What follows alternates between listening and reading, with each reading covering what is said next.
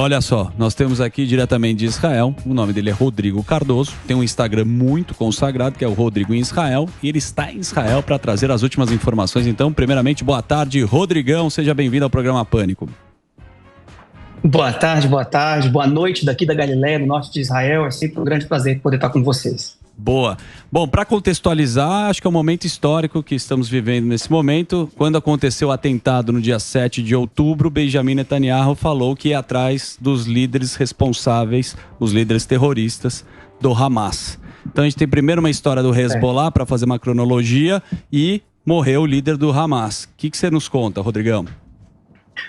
Exato, então a gente tem que começar conversando sobre o último sábado. Nesse último sábado, apesar de que desde o dia 8 de outubro de 2023, o Hezbollah tem atacado Israel, o norte de Israel, constantemente, praticamente não passou nenhum único dia sem que o norte da nação de Israel não tivesse sido bombardeada por mísseis vindos do Hezbollah.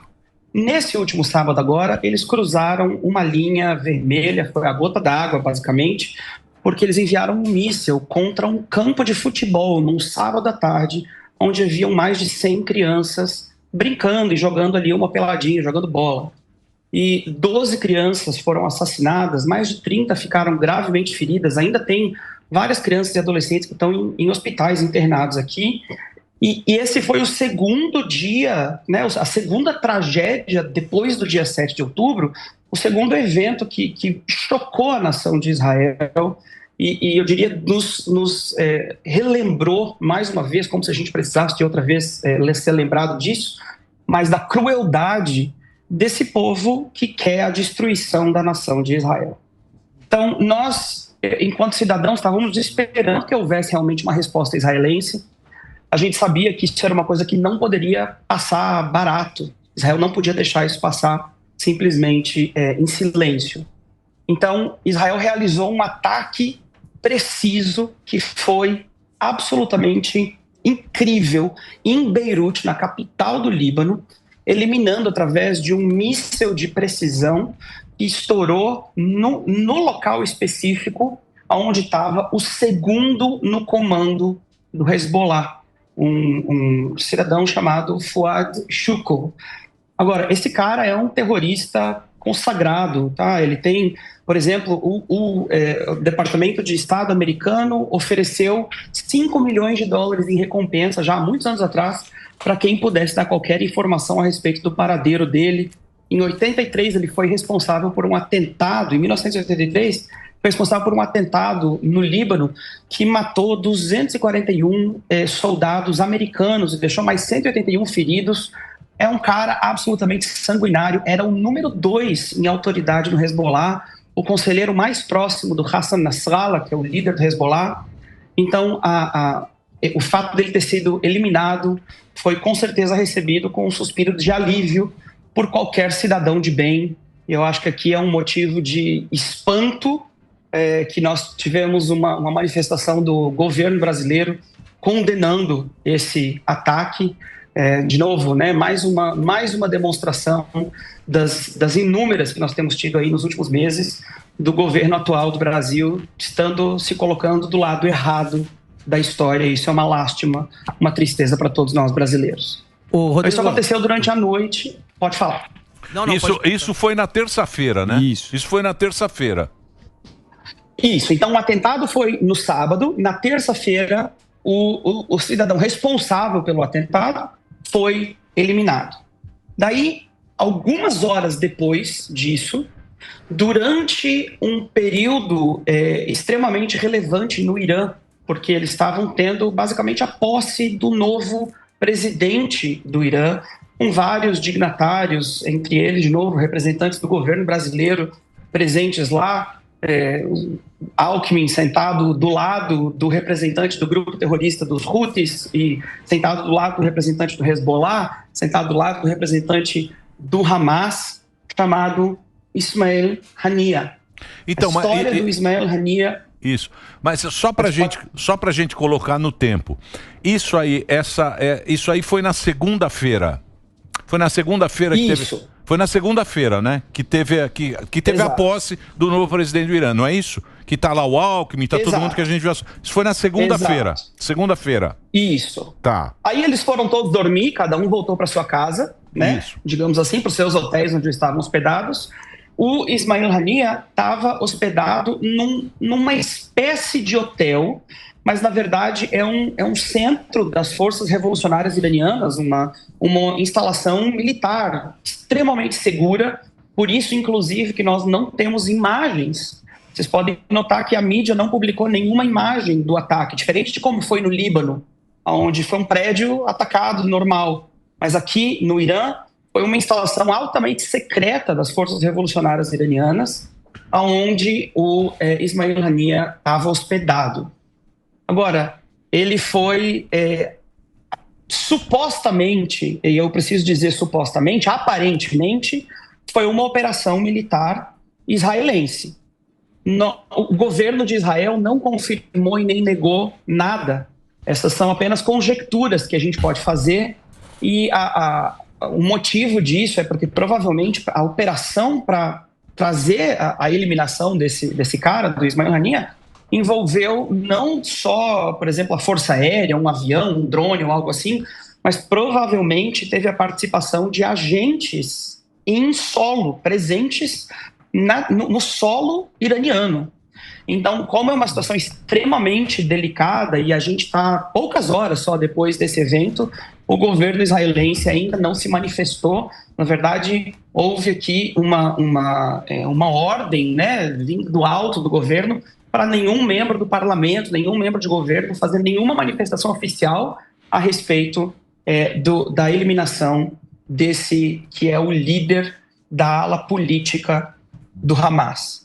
E se eu puder fazer um comentário a respeito dele, o Ismail Haniyeh, ele está sendo projetado agora na mídia, né, depois da sua morte, como uma voz moderada do Hamas.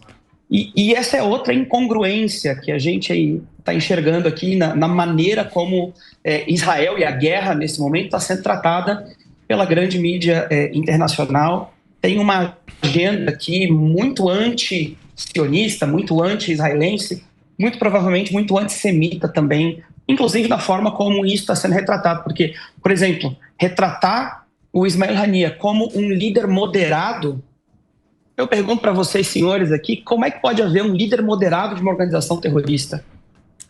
Ele foi o mandante, o idealizador de uma série de eventos sangrentos, sanguinários, não só contra o povo judeu, também contra os próprios palestinos, porque em 2006, quando o Hamas assumiu o controle da faixa de Gaza, eles cometeram atrocidades contra os líderes de um grupo de oposição ao Hamas, chamado Fatah.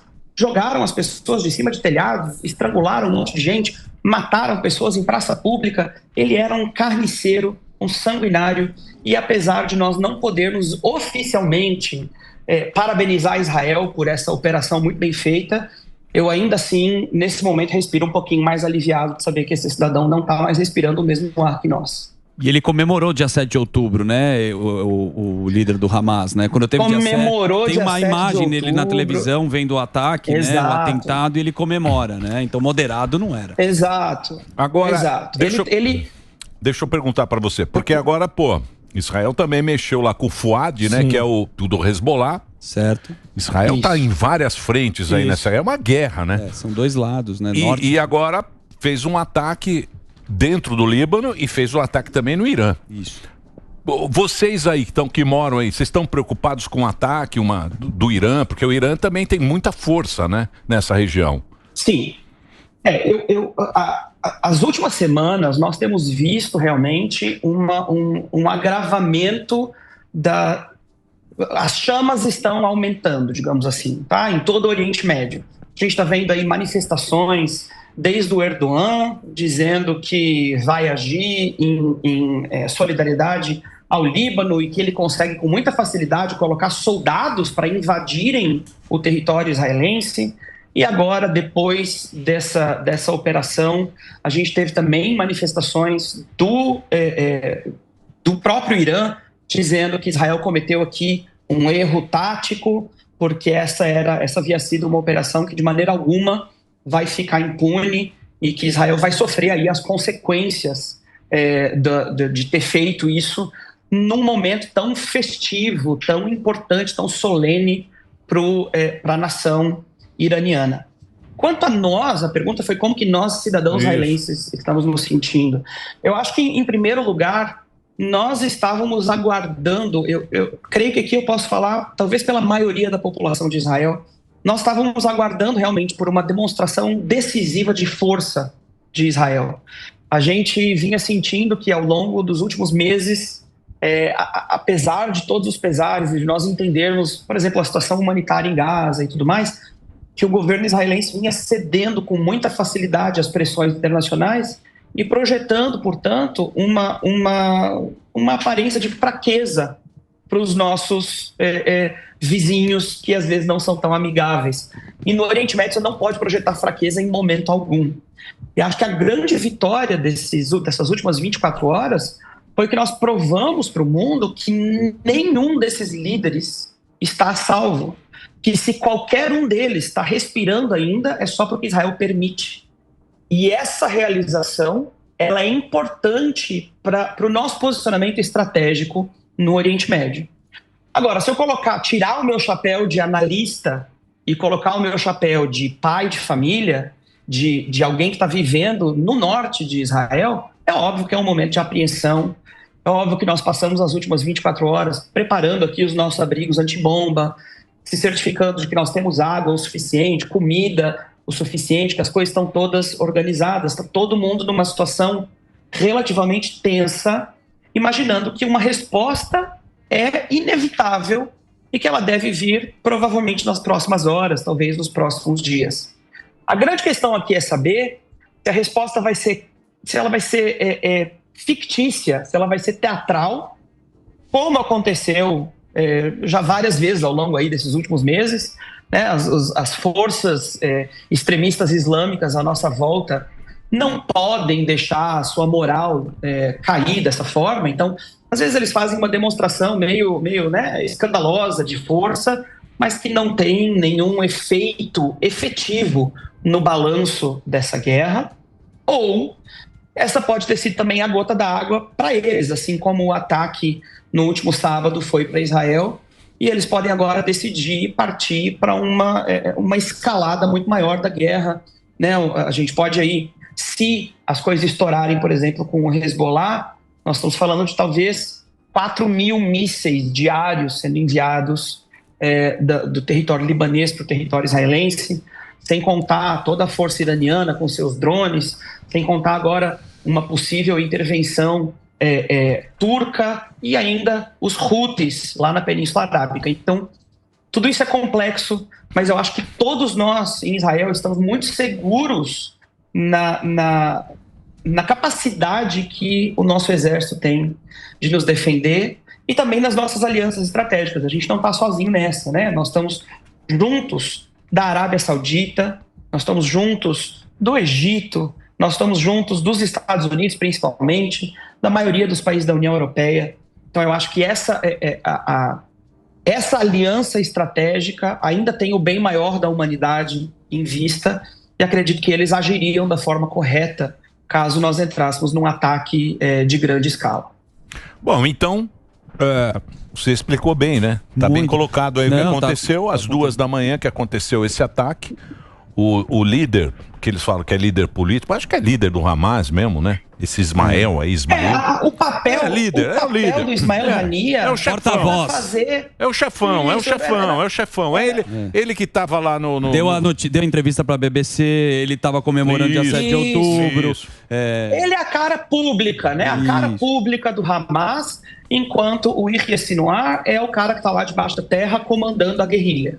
Isso, então, ele estava numa edificação que parece ser muito protegida, não era um hotel, não era uma casa, era uma... Não. E foi uma operação muito bem sucedida.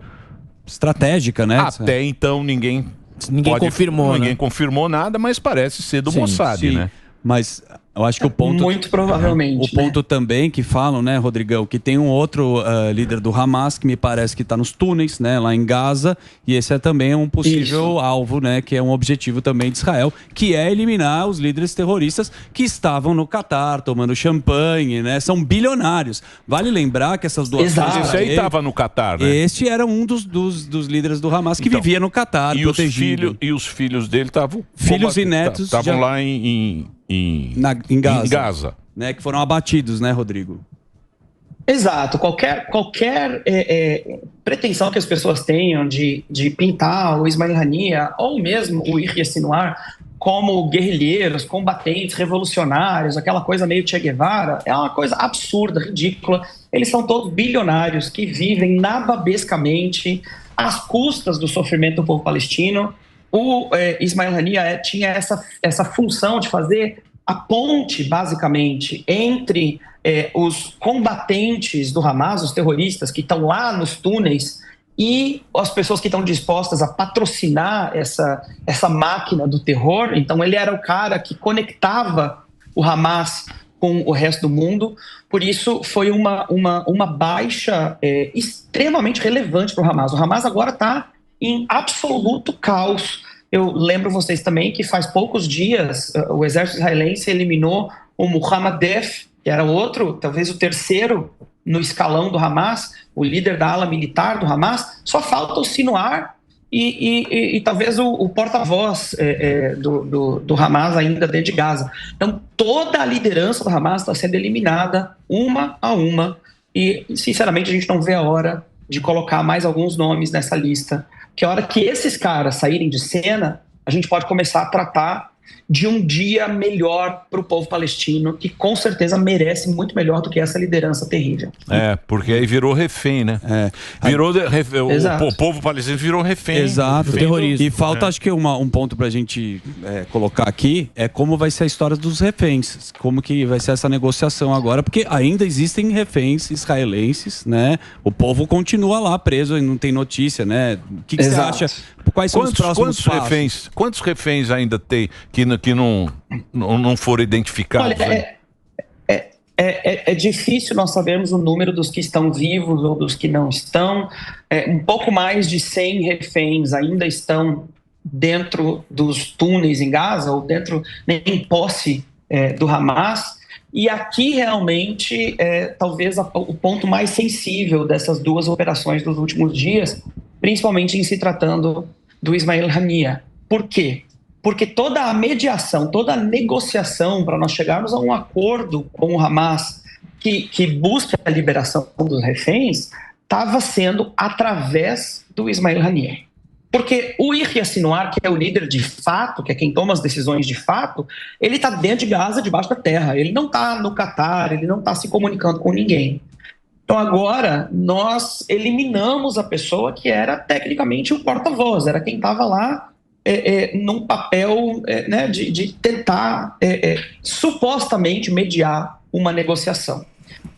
Boa. Por outro lado, é importante entender que o Hamas só vai aceitar uma negociação efetiva se ele compreender que ele não tem saída. Enquanto o Yahya Sinwar, lá no túnel em Gaza, sentir que ele tem qualquer outra opção, ele vai continuar enrolando eternamente sem chegar em um acordo. Quanto mais a gente fecha o cerco em volta dele e ele sentir que ele vai morrer, maiores são as chances dos reféns serem liberados. Mas não resta dúvida, todos nós sabíamos que talvez fôssemos chegar em um momento onde o governo de Israel precisasse tomar uma decisão estratégica, ou dar um passo de eliminar alguém estratégico importante, mas talvez prejudicar o processo de negociação, ou deixar a pessoa viva e tentar continuar levando a negociação para frente aos trancos e barrancos. Eu acredito que, por mais que seja doloroso, que a decisão correta foi tomada, que esse golpe, a força ou a aparência de força do Hamas foi mais importante do que um possível atraso nas negociações. E óbvio que a gente continua com toda a esperança de que nós consigamos chegar a um acordo com o Hamas pela liberação dos reféns o mais rápido possível. Rodrigo, obrigado aí pelas informações, Alão. Rodrigo, que hora é agora? Agora Agora são 7h40, mais ou menos. 7h37. Obrigado pelas informações, obrigado pelo papo. É o Rodrigo em Israel, para você seguir aí no Instagram. Isso aí. O Rodrigo é um brasileiro. Bastante. Oi, pode falar.